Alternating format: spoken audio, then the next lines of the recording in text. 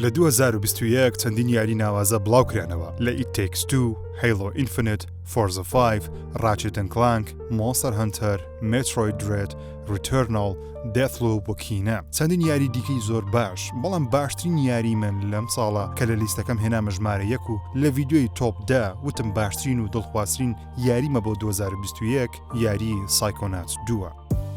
کە یاریشی Xbox و مایکرۆسۆفتە و دەتوانم بڵێم یەکێکە لە جیاوازترین و باشترین ئەو یاریانەی لە ماوەیەکی یەکجار زۆردا کردومە. چیرۆکێکی هەرە نایاب، گەیمپڵەیەکی زۆر داهێنەر و بوێر و عەبقەریانە و گرافیکێکی ستایل و ناوازە. گەیمەران بە منیان دەوت تۆ شێتی چۆنە و یاریە منداڵانیە باشترینتە، بەڵام ئەو یاریەی Xbox کە پێم وایە یاریێکی جددیە، هیواخوازم بە زووترین کات بەشی سێمی لێ ببینم. تاقی بکەنەوە لەسەر گەیم پاس بەردەستە. بڵاوبوونەوەی یاریێکی زەبەلاحی وەکو Redfall بە هەبوونی نرخی $70 وە کۆکردنەوەی نمرەیەکی زۆر خراپی پەنجاکان دەبێ ببێتە لە خەوهەڵسانی بەڕێوەبەرایەتی تیمی Xbox، چونکە گەیمەرانی Xbox زیاتر لە 2 ساڵە چاوەڕێ دەکەن بە شانازیەوە یاریێکی زەبەلاحی ناوازەی تایبەت بکەن وەڵامێک بێ بۆ یاریەکانی وەکو Last of Us، God of War، Ghost of Tsushima، Zelda، Mario، چەندین یاری دیکەی تیمی شین و سوورەکە.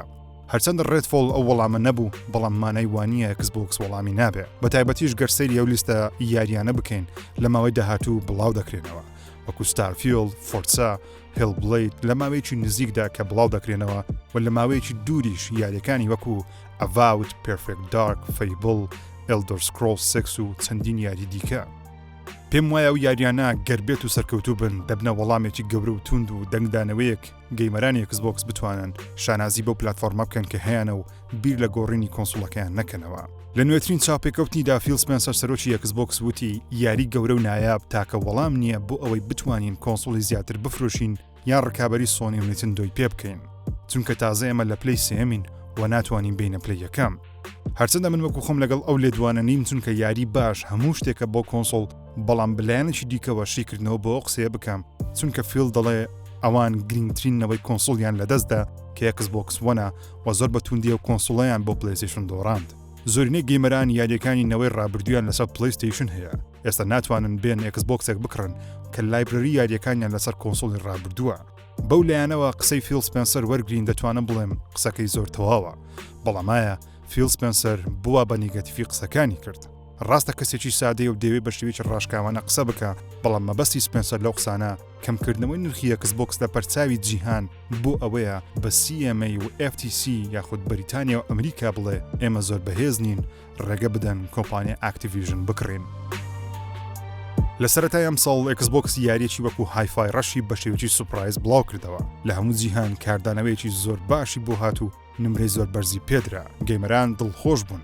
دواتر یاری Minecraft Legends بڵاو کرایەوە، هەرچەندە ئەو یاری نمرەکەی لە هەفتاکانە، بەڵام هەموو کاتێک Minecraft بۆ هەموو کەسێک نەبووە، بەڵام بۆ بەشێکی یەکجار گەورەی گەیمەرانی جیهانە.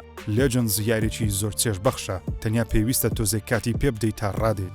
کارەکان بە باشی دەچوونە پێش و هەمووان چاوەڕوانی هەنگاوی داهاتووی Xbox.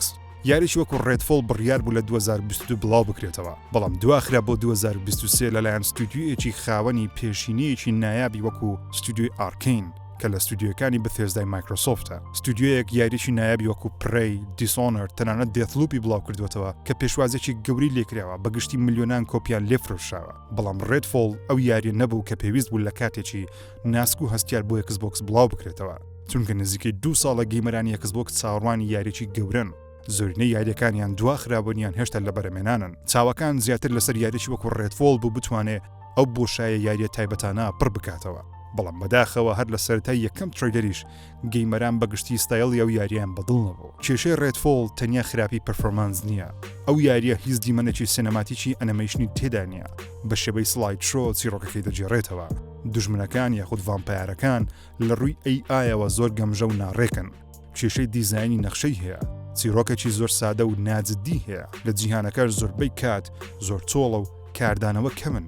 بەگشتی یاریێکی تەواو نەکراوە و کاتێکی زۆر زیاتری پێویست بوو تاوەکو ئەم یاریە بکوڵێ و لە دایک بێ. باسی بابەتی 30 فریم هەر ناکەم کە دەبوایە بە 60 فریم لەسەر کۆنسۆڵی Xbox Series X بڵاو بکرێتەوە، چونکە بەڵێنێکی گەورەی Xbox بوو. بەڵام دوای ڕێدفۆڵ ستارفیلد یاریەکی هەرە چاوەڕوانکراوی ڕاستەوخۆ هەر لەلایەن ستودیۆکانی بەثێزداوە. ئەو یاریە دەبێتە هەنگاوی دوای فۆڵاوت. هەندێک بە فۆڵاوتی بۆشایی ئاسمان ناوی دەهێنن. یاریەک سەدان و سەدان ملیۆن کۆپی لێفرۆشراوە بە ژانری یاریەکان دادەنرێت. ستارفیلد لە دوای بڵاوبوونەوەی دوو یاری خراپی بەثێزدادێ فۆڵاوت 76 کە بڵاوکرایەوە کارەسات بوو هەرچەندە ئێستا یاریەکە لە بارودۆخێکی زۆر باشی تەکنیکیە بەڵام سەرەتا لە 2018 کارەساتێکی گەورەی یاریەکان بوو. ستارفیلد لە دوای ڕێدفۆڵدێ کارەساتێکی دیکەی ستودیۆکانی بەثێزدا بەڵام بەثێزدا خاوەنی پەرەپێدەری زۆر بەهرەدارە دەتوانن یاریەک دروست بکەن هەموو جیهان شۆک بکەن و یاریەک بخەنە سەر نەخشەی جیهان و هەموو لایەک باسی بکەن چونکە بەثێزدا یاری جددی دروست دەکات. یاری جددیش مەبەستم وەکو یاریشی Red Dead Redemption God of War Last of Us Elden Ring کە کاتێک بڵاو دەکرێنەوە لە ئۆنلاین و سوشال میدیا دەبنە کللتور بۆ دەیان ساڵ هەر باز بکرێن. گفتوگۆی گەیمەران لەسەر کواڵەتی یاریەکە نییە بەڵکو لەسەر چیرۆکە لەسەر ستایلی یاریەکەیە لەسەر کاراکتەرەکانە نەک لەسەرەوەی کە ئەم یاریە باشە یان خراپ. پێم وایە بەثێزدا دەتوانێت و کارە بکە چونکە لە ڕابردوو بە یاریەکانی سکایریم زنجیرەی Elder Scrolls وەک بەگشتی فۆڵاوت ئەو یاریە جدیانەیان دروست کردووە بەڵام ئێستا سەرنجێکی زیاتریان لەسرە بەهۆی ئەوەی ئێستا تەنیا کۆمپانیایەکی third party نین یاریەک بڵاو بکەنەوە بۆ هەموو کۆنسۆڵەکان. ئێستا چاوەڕوانیان لێ دەکرێت یاریی جددی پلتفۆرم و کۆنسۆل فرۆش بڵاو بکەنەوە. داهاتی کۆنسۆل یەکسبۆکس بەڕاستی بە ستارفیلد و هێلبلیدەوە بەندە گەرم دوو یاریە جددی نەبن کۆنسۆل یەکسبۆکس لە گفتوگۆی کۆنسۆل و یاریە جددیەکان دێتە دەرەوە تەنیا بازرگانی پارە پیداکردن بۆ مایکرۆسۆفت و ئەکسبۆکس دەمێنێتەوە. جگە لە ستارفیلد چاوەکان زۆر لەسەر هێلبلیدە یاریە کە لە 2010 ئاشکرا کراوە. ستودیۆ نینجا تیۆری مایکرۆسۆفت وتیان بەشی دووەمی یاریەکە وەکو هێلبلید دەبینین. لە 2019 یەکەم ترێلەری سینەماتیکی ئەو یاریەمان بینی و لە 2021 ئەو گەیمپلەیەمان بینی کە پێدەچێت یاریەکی زۆر جددی بێ. بە گەیمەران دەڵێن چیرۆک و گرافیک هەموو شتێکە بۆ هێلبلیت و لە تواناشیاندایە بتوانن ڕکابەری یاریە زەبەلەحەکان و تەنانەت کاندیدی یاری ساڵ ببێ. هێلبلیت کە لە شوێنێکی زۆر ئاسانترە لە چاپ ستارفیلد چونکە ستارفیلد جگە لەوەی دەبێت زۆر سەرکەوتوو بێ نمرێکی زۆر بەرزیش کۆکاتەوە دەبێت ببێتە هۆکاری فرۆشی کۆنسۆڵی ئەکسبۆکس بەڵام هێلبلیت تەنیا لەسەرەتی بە کوواڵەتێکی بەرز و بەهێز توانای کۆنسۆڵی ئەکسبۆکس سیریس ئەکسمان نیشان بدا کە بە گرافیکی یاریەکان لەسەرم کۆنسۆڵە بەهێزە چۆنە و بە چاوێکی جددی وەربگیرێ. بۆیەش من وەکو خۆم هیوام زۆر بەرزە بۆ هێلبلیت و ستارفیلد و بە تایبەتی زانیاری زیاتریش لە شۆکیسی هاوینی ئەم ساڵە دەبێ وەرگرین.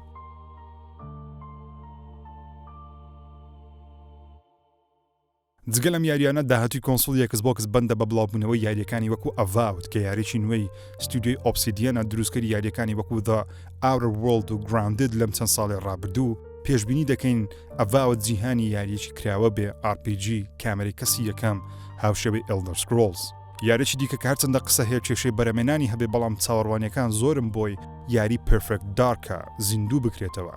یاریی کامەری کەسی یەکەمی تاقەکەری ئەکشنە. جگە لەمانە یاریەکانی وەکو State of Decay 3 چاوەڕوانێکی گەوری بۆ دەکرێت بەهۆی زۆری ژمارەی گەیمەرانی بەشی ڕابردووی کە بەیەکێ لە یاریە سەرکەوتوەکان دادەنرێت. یاریی وەکو فەیبڵ کە بە جددیەوە بڵاو بکرێتەوە پێشبینی دەکرێت God of War دووەم بێ بۆ ئەکسبۆکس بەهۆی ستایلە فانتەسی و فراوانی لە چیرۆک و کاراکتەرەکانی. یاریی وەکو Elder Scrolls 6 لە بەرەمێنانە لە دوای ستارفیلدەوە هەرچەندە لەوانەیە 6 ساڵی دیکان نەیبینین بەڵام ئەمەش یاریی جددی زەبەلاحی بەثێزدا دەبێت. Fallout 5 گیر 6 فۆرتسای نوێ ئەمانە هەمووی هەکبەیەکی نایابی ئەکسبۆکسن. جگە لەمانە یاری دیکەش بەڕێوەیە هەمووشی لە ڕۆژی یەکام لەسەر گەیم پاس بڵاو دەکرێنەوە.